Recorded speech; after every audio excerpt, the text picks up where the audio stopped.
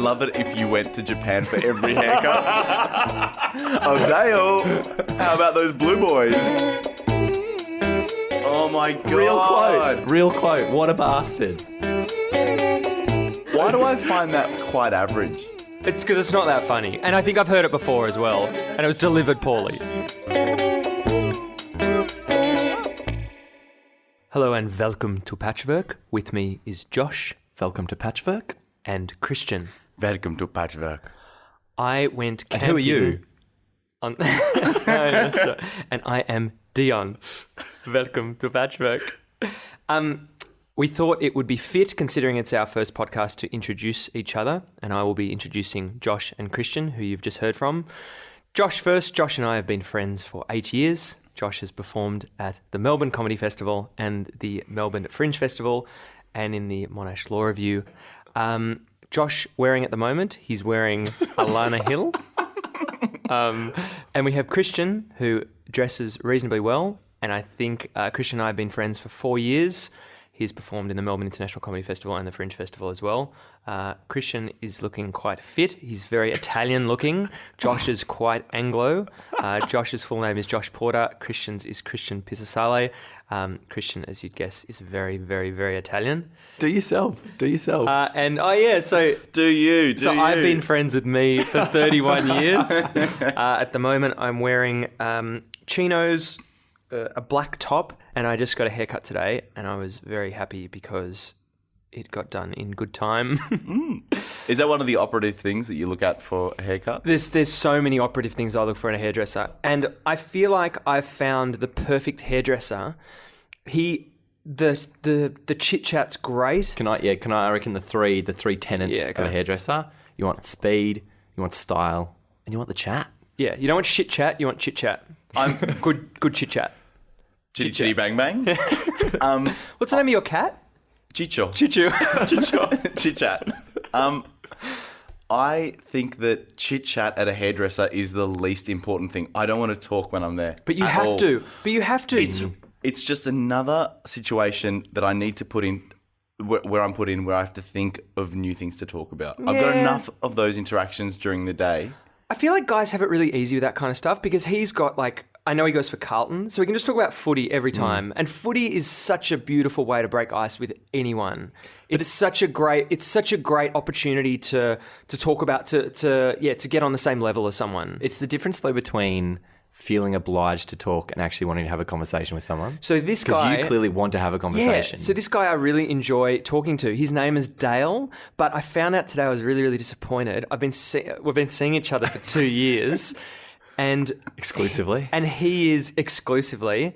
And he's leaving in mid-March and he's taking a break. Then he's going to Japan. And then he said he's going to rent a chair at a barber. I'd love it if you went to Japan for every haircut. Oh, Dale, how about those blue boys? But I was thinking in my life, I've got all my... I'm starting to get all my professionals sorted. I've got my dentist. I've got the best dentist. Do you know what my dentist's name is? This is his actual name. It's Dr. Blood. Really? I thought that was your your gynae. What? Why do I find that quite average? It's because it's not that funny. And I think I've heard it before as well. No, but it was delivered poorly. That should be really good. It's like the idea that your tennis coach is Dr. Spalding or something. Why he'd be a doctor as well is quite strange.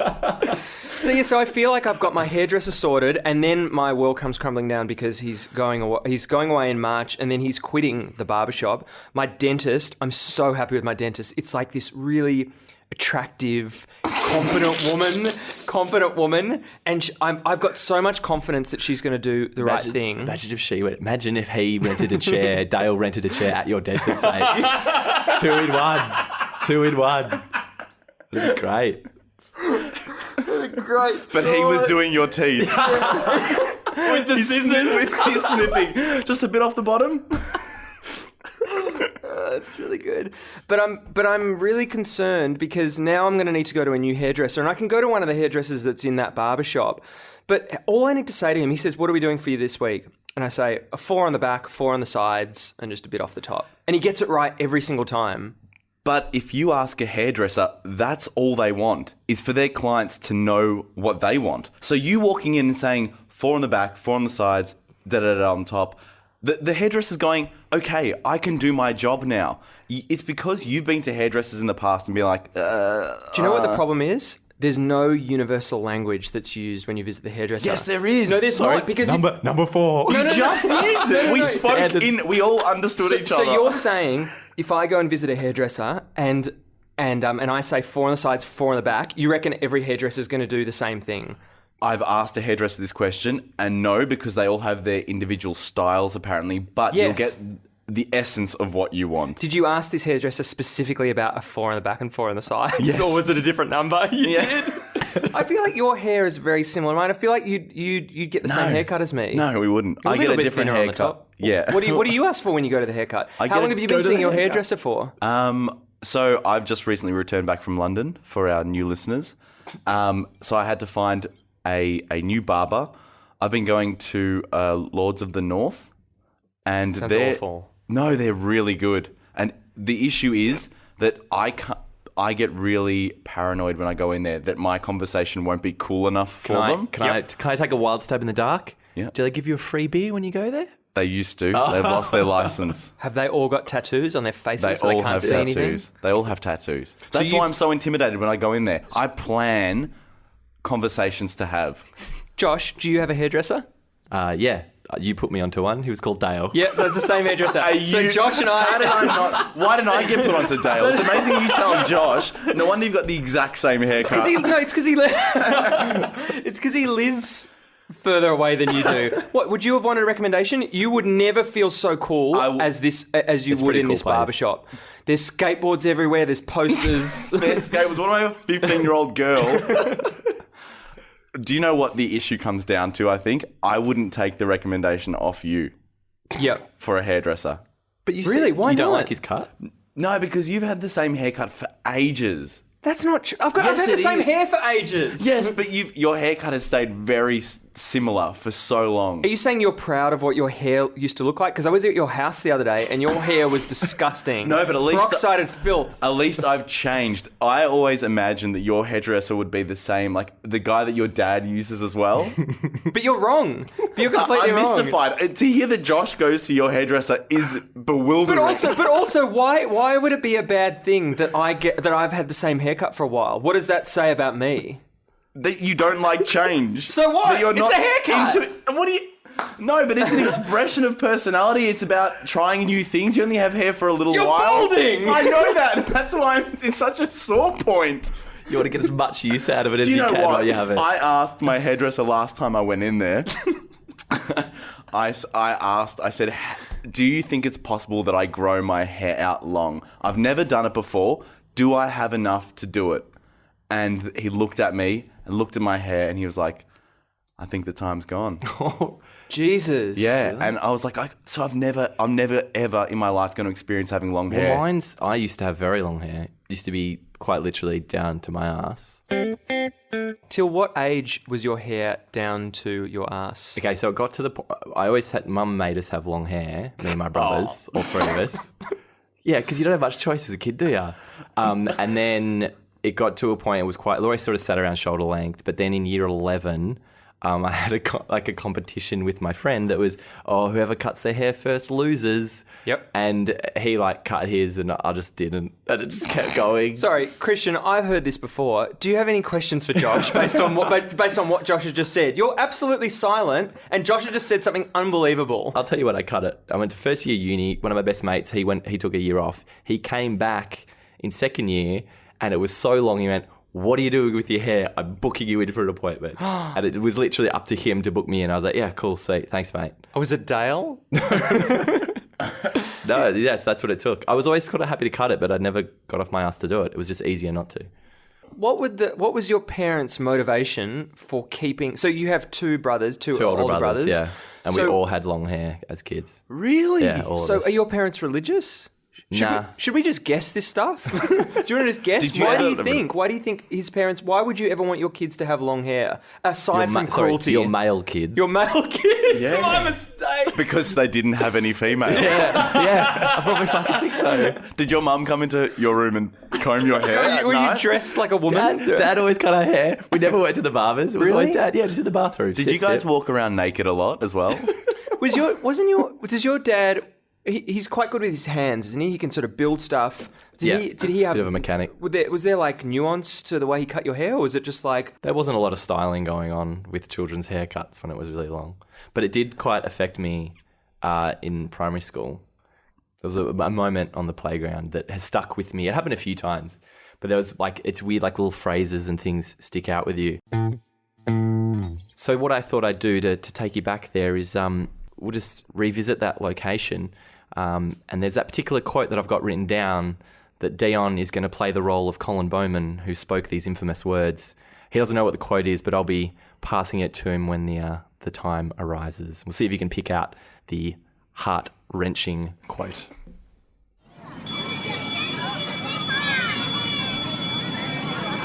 Oh, hey, Colin. How's it going? Hey, Josh. Hey, what's up? Oh, I just had art class today. I made a little clay thing and put it in the kiln. Oh, yeah, I remember kilns. I used to play with one when I was much younger.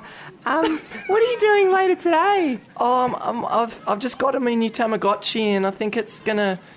Do they lay eggs? I can't remember. Oh, I don't know. My battery is sort of fallen out, and it went in my mum's throat, and she's coughing a lot lately. Oh, that's a shame. I like visiting your mum. She's good. You have good sleepovers at your house. Yeah, my mum's pretty good value. Because I remember when we last slept over, we got to stay up and watch television till like 11 o'clock. I know, it was like 11, but our clocks are running fast, so it was really only 7:30. Oh, Mum. Yeah, bloody Perth time. Well, we should probably get this footy game started, Colin. We really should have these voices at different registers so people can determine who's who, because it's quite difficult. Oh, hang on, mine's changing a bit. Yeah, that's much better Okay. now. Nice one, Josh. Well, if you're going to start the game, Colin, because it's your ball, Yeah. do you reckon I could play footy with you? No, we don't let long-haired women play.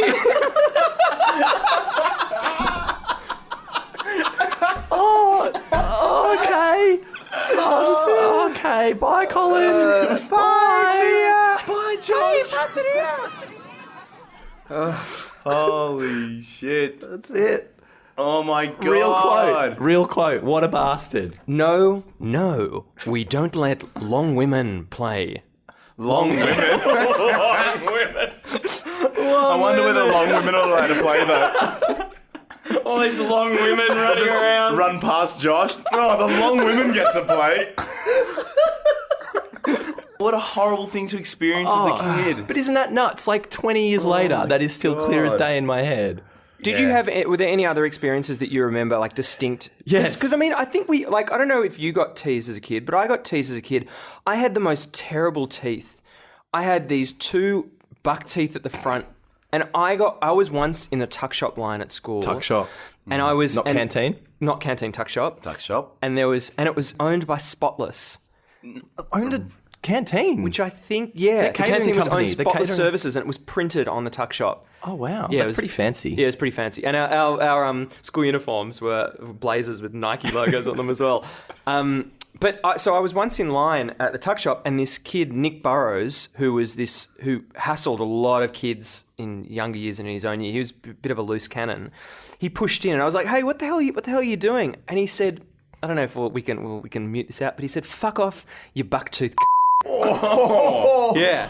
And a couple This is of in primary school? In primary, it was in about year 9, Okay. and a couple of my friends were there, and they latched onto it. And you know, friends like they niggle you. So Yeah. for a couple of years, I was referred to as BTC. That's a really good Really? abbreviation, though. Yep. Oh no, because funnily enough, we've got Nick Burrows.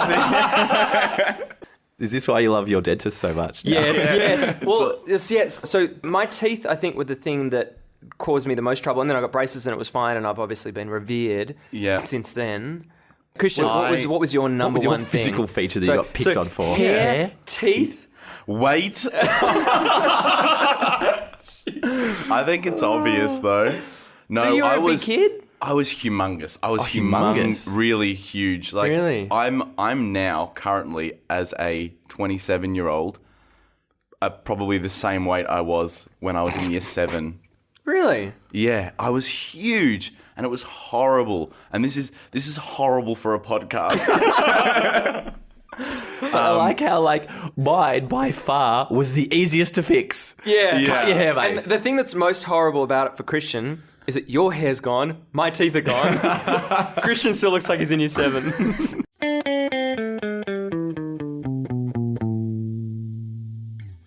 So I went camping on the weekend and I went out Dalesford. For our international listeners, it obviously won't make sense to you, but I went out Dalesford, Hepburn Springs way, and I went with my girlfriend. And we went to a place called Mount Franklin, and the Mount Franklin? No, not the Mount A Franklin. Mount Franklin. It was a Mount Franklin. I thought it was the Mount Franklin. It's just a guy at the top called Frank. There we go. There's one from Josh and Christian.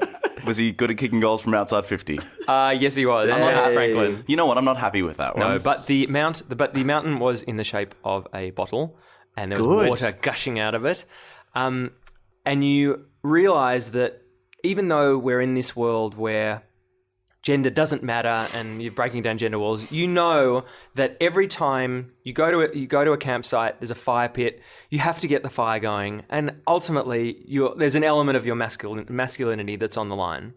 You should be, you should know how to do it. Yeah, you should. Was Barbara expecting you to light the fire? Did she make a comment? No, she didn't make a comment. And You felt it. You felt it Yeah, and I don't yeah. I in don't your think- waters. I don't think even consciously she knew. She sort of was thinking that.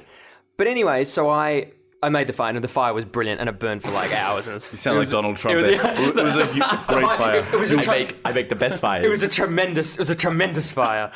I've got a question about the camping sleeping arrangements. Yep. You travelled up in a couple. Yes. Was there any hanky-panky at all At the campsite. at the campsite? In the Because I tent. just have this image of Barbara waking up through the night and thinking that you're kind of turned on, and then she rolls around and there's just a rock in her back.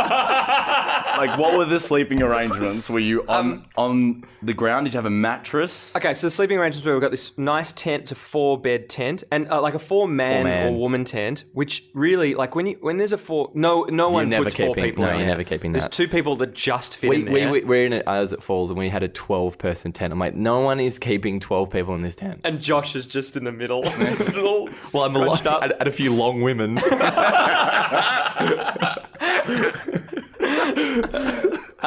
So yeah, tent, nice tent, and a mattress, like a self-inflating mattress that you just unfurl and it inflates. But there was no hanky-panky, and I think the reason why there's no hanky-panky is because it wasn't a paid-for camp. You were just Concentration getting camp. getting off on it being free. That's right. So we just did our own thing. Would you say that the fact that you've invested money into something means that you sense the opportunity to have sex? So the fact that you didn't put money into this camping experience means that the desire to have sex was a little less? I know. That's what he said. No, that's exactly That what is you just exactly said. what you What? said. What did I say? I've just said it in a different way. You just said that. I think the fact that we didn't spend money on the camp meant that we could go into Dalesford and have a meal. Can I ask another question? Yes. When you set up the tent, it was presumably a joint effort. Yes. Did you lead the charge? I did lead the charge, yeah, because it's been set up for times before. And previous did times. you peg? I don't know. Is it guy ropes or guide ropes? I thought it was gyros. Lamb gyros ropes. Gyros. Yeah. Guy Pierce ropes. Is it guy? Is it don't guy know. or guide? Well, either way. wish I knew. Did you peg them all down? Because I feel people don't bother. I did, so Were you a thorough Must tent peg. erector? Must peg. so Simon pegged them, most of them down, but no, not all of them. It was not necessary. There seems to be these ancillary kind of guide ropes. Do you bother with them? Yeah, I do, because a tent, a big one, it was like a 6-man That's 3 long women. It got dominated by the wind, so I absolutely started pegging down guy ropes after Yeah, that. actually, that's why there was no hanky-panky, because Babs got dominated by the wind. You feel that you sort of fulfilled your masculine roles in your camping trip effectively? Yeah, I did. And I guess they're not... Like, it's not farcical to think that there historically have been roles that have been attributed to men and women. And yeah, I thought I did. So you felt you fulfilled your roles quite well, because I Yep. saw this Reddit post recently. It was about, I think it was men, what feminine things would you like to do, or would you wish you could do, but they're considered very feminine? Yep. And I thought immediately, because in a show once I had to wear this big robe, and I went sans underpants for it, and I was like, man, dresses just feels really nice. Yeah. It's just great. Like, it's so easy to move. So that it was the fact that you could move well, or was it the wind? It was just everything. It just felt great, like just completely everything free. I would wear play suits. Play suits are What is great. it? Sorry, what's a play suit? So a play suit is, I guess the disadvantage of a dress is that your skirt, or the advantage of a dress is that your skirt can fly up. Whereas a play suit, I guess it's a one-piece. Christ, how am I going to describe this? This is where I get so lazy. I feel like, I'm going to just Google it and I get the definition of a play suit. No, I'm going to try and describe it. It's a one-piece suit. No, it's bullshit. No, that's enough. That's enough. It's I a understand. one-piece suit, and it's kind of like shorts at the bottom with a top thing, and it's all connected. And you just put it on, and that's it. You don't have to mix and match. It's just one thing you put on. So it's kind of like overalls.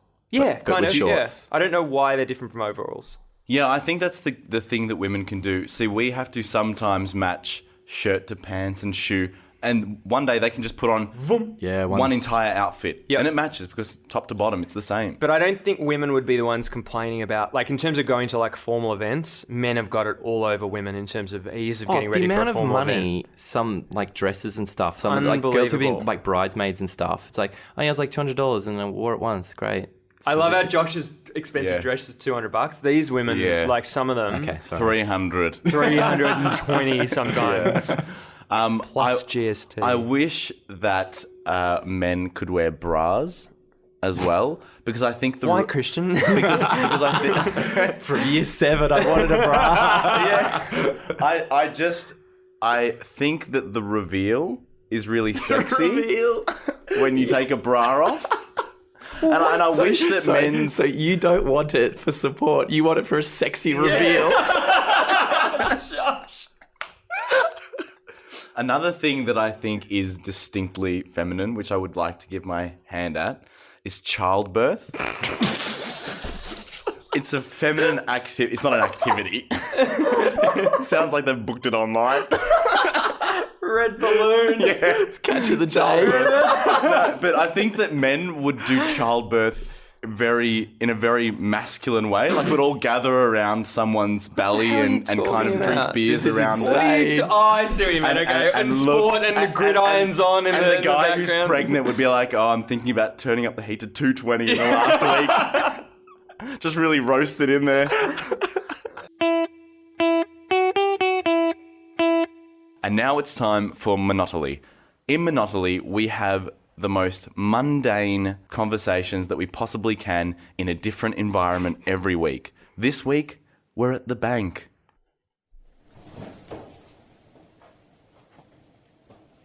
Oh hi. Is this the queue for the tellers? Yeah, it's the queue. I've been here for it's been 20 minutes. So it's a bit slow today, is it? Yeah. It's like I come here every day, and it's it's Oh, really? Yeah, it's quite... I go to the bank maybe once a week. I probably go to the bank. I just do like my finances and I deal with all my money when I come here. Yeah. I do the same, but it's but I've got a house and kids and stuff, so I've kind of got other kind of responsibilities. Next. I think that's you, mate. Next up. Sorry, mate. Hi. I need to deposit some money, but I also need to take some money out. Sure. Do you... are you with this bank? No. You're not. So would you like to start an account? Not if I can. Not if I can. Sir, please try to compose yourself. If it's possible... This is a bank. It's a place of business. If it's possible to bank with you, Yeah. but not having to obtain a card or engage with the bank at all. So what I might get you to do is just step aside, and I'll get our branch manager to help you through that. Can I sit down? Yeah. over Take here? a seat just to the side, and Yep. I'll. Sorry, mate. Would you? Oh, hey, I've just want to withdraw some money and also deposit some money. Are you?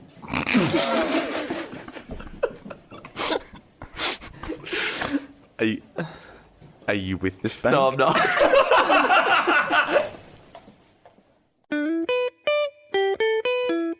I've read a lot of articles recently that are talking about jobs going extinct.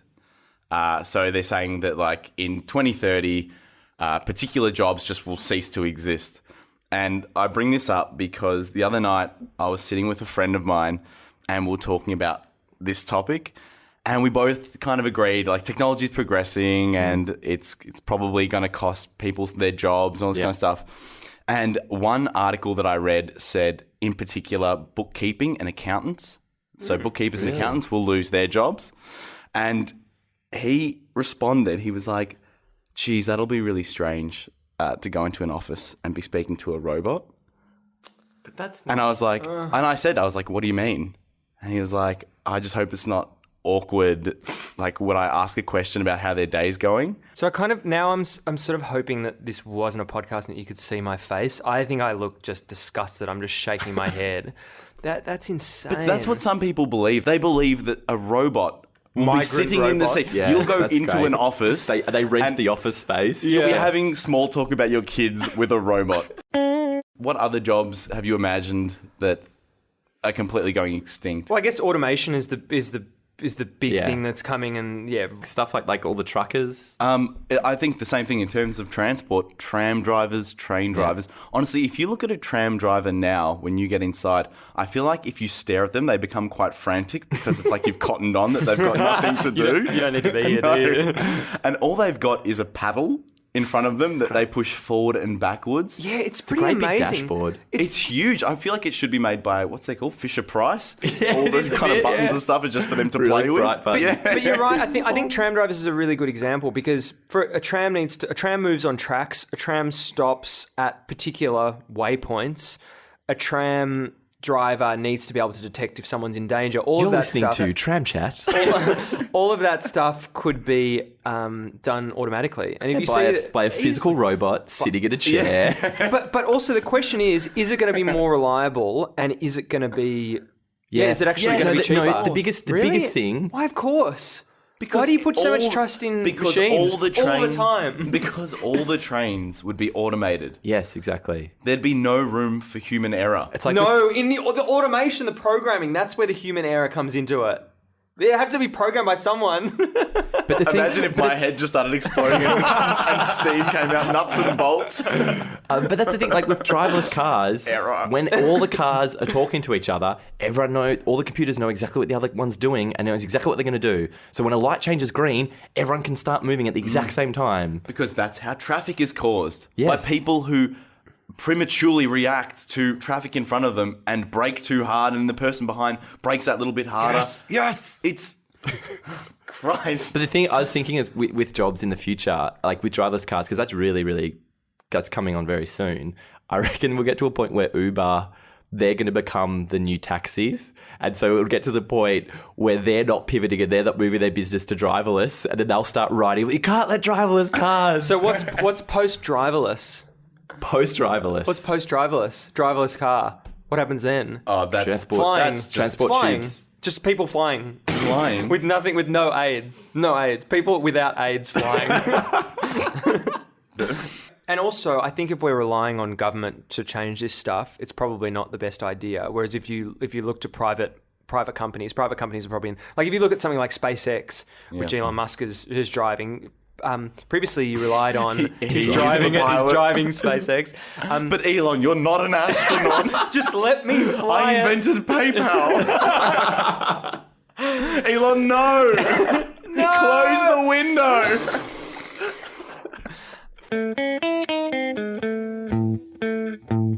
I was reading the paper recently and I realised that the same sort of phrases keep coming up and keep turning up. Like for various things, the media just tends to use the same phrase. Like I found that whenever any sort of middle to old age Australian dies and they're quite well liked, they're always a larrikin.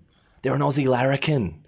And the other thing that I saw was there's always, if someone has taken cocaine, whatever they do is coke-fueled. It's the only time you hear that phrase. He went on a coke-fueled rampage.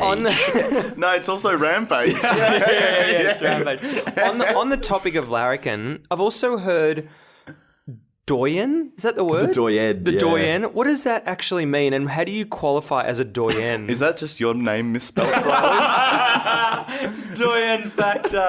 I think it's to do like with king or the top. I think like Richie Benaud is the doyen of cricket commentary. Really? What does doyen mean? I think it's just like the king or the top of something. Like you're the best version of it. Of whatever field it is, you're the best. The other word that... So, could I ask? Yeah, sure. What are you both doyens of? I'll tell you what I'm a doyen at, mate. eating a pie. No, overtaking trams. I'm really good at it. Wow. I pick my gap and I go for it. You can't be a doyen to You overtake don't trams. even know what the fucking word means. Jeez, I reckon that is perfect doyen. You know what? It doesn't matter what doyen means. That Josh is doyen. You know what? I reckon that's perfect doyen. You're doyen it right, mate. Really, really good. You know what's really, really good? Really, really good. You know what's really, really good? You know what's really good? Going overseas and not bumping into any Australians. Really good. Really good. Really good. You know what's really good?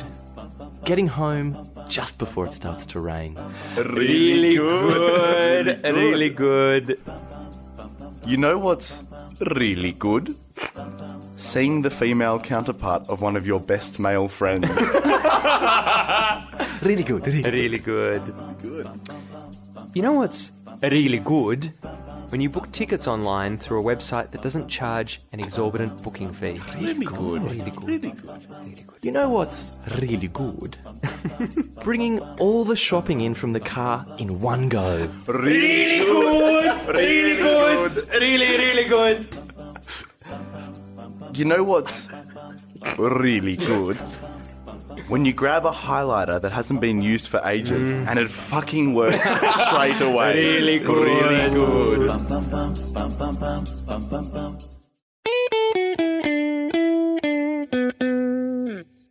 This week's roast of the week, we'll be doing a roast most weeks, will be roast beef. Looks good. Looks delicious. Do you think it's cooked? I can smell that rosemary as well. Yeah. That's lovely. fresh from the garden. That's really good. Potatoes and pumpkin in there. Yeah. and I don't know what also- you're talking about, Josh.